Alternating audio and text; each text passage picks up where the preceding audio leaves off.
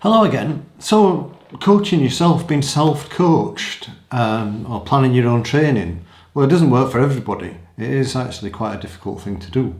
But if you are going to do that, which I'm sure a lot of you do, and that's probably why you're watching this, then maybe these are a few things that would be helpful for you. Firstly, you need some knowledge. You need to know how to plan your training, how to execute certain types of training sessions, to elicit a certain type of response. So for instance, if you're training for an ultra endurance event, which I know a lot of you are, then you need to build up a certain amount of endurance so that you can complete at least one day of the event, and then you can build on that to do day upon day. And then to ride a bit further in that one day, day after day, you get a bit faster. The faster you go, the further you do in the day, or the less time that you have to ride for to cover a certain distance. It's basically pretty simple. But how to put a training plan together that meets those requirements can be a bit tricky. And then the next few things are perhaps a bit more nuanced. So experience is really important so that you know what something should feel like.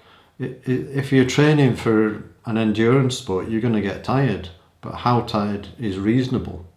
What's a reasonable volume to expect to be able to train at?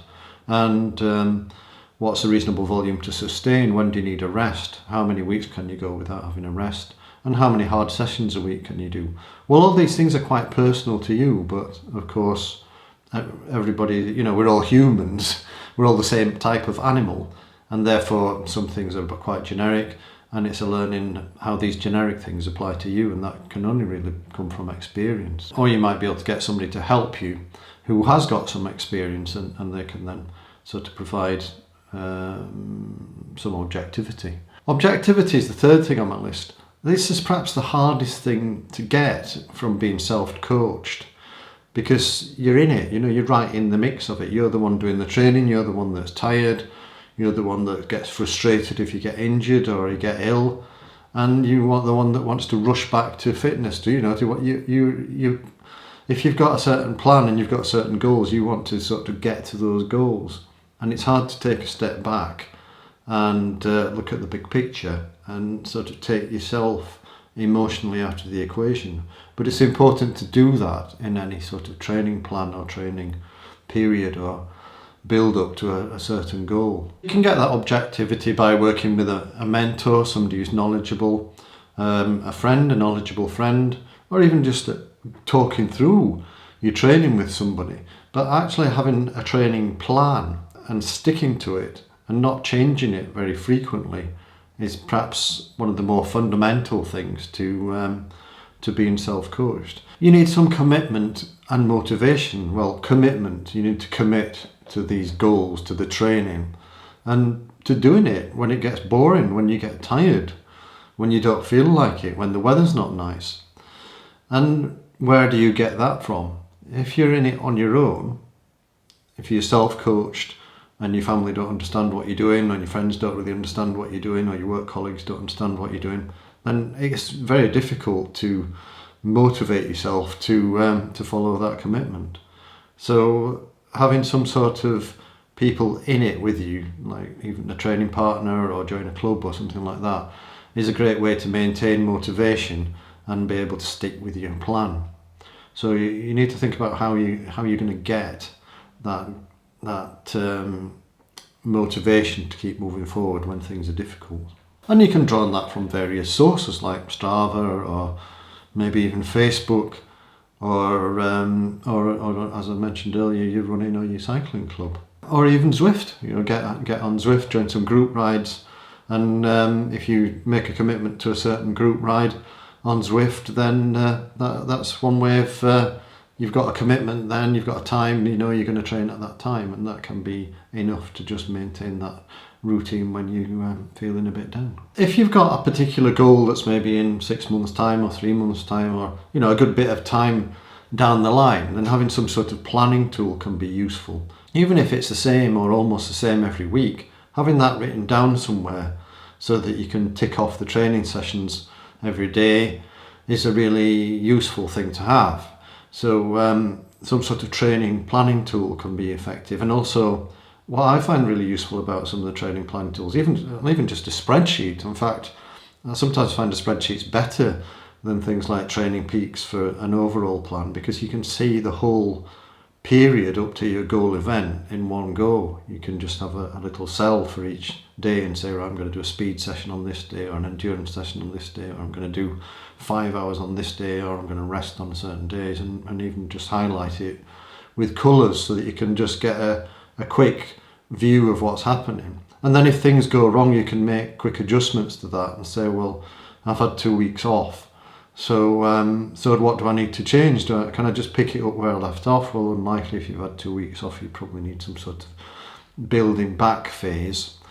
And if I need a building back phase, how long am I going to make that happen for? You can make an adjustment to your overall plan and then fit that into your weekly and your daily plan.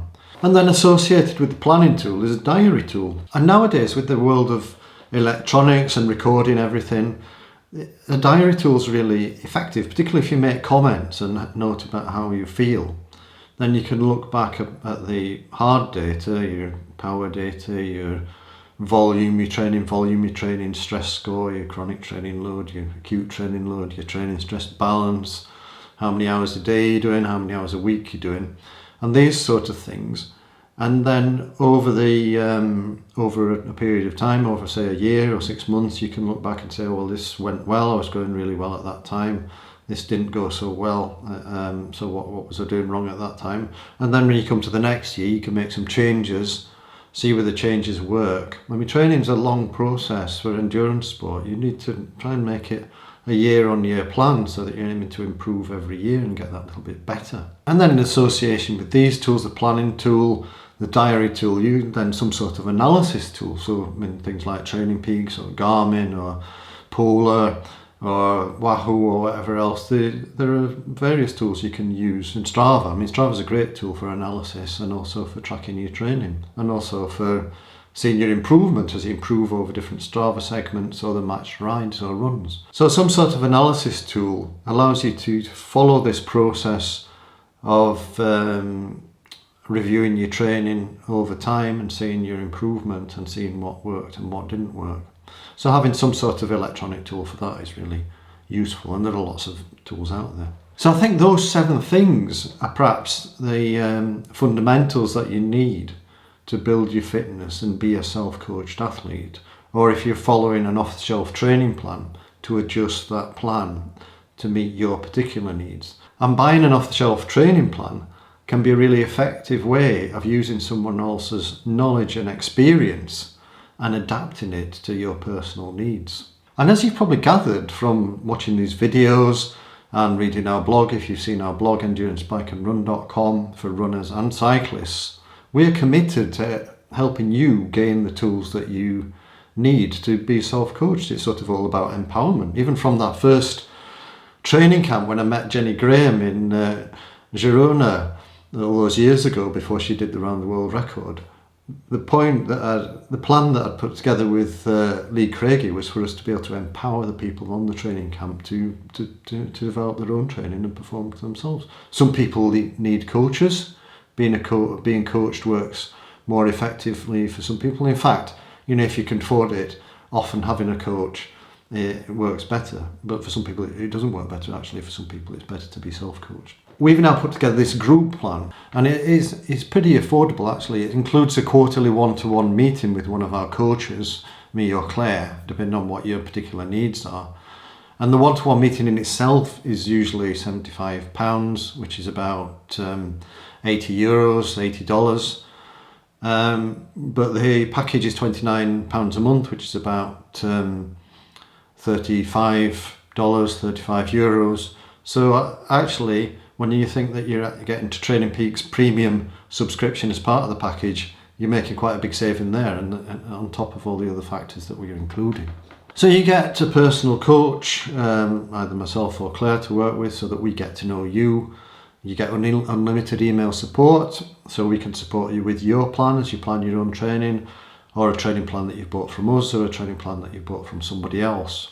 And because you're connected to our Training Peaks coach account, we can review your training every quarter before the one-to-one, and we can discuss specific details of your training. And because you're getting regular emails, you can send us a summary every week. and we'll comment on it, then we're getting to know you in that way. So the more you put in and the more you communicate, the more effective the relationship. We've now got a series of regular Zwift rides, so if you're a cyclist, then joining these rides gives you a point in time to commit to and maintain that motivation.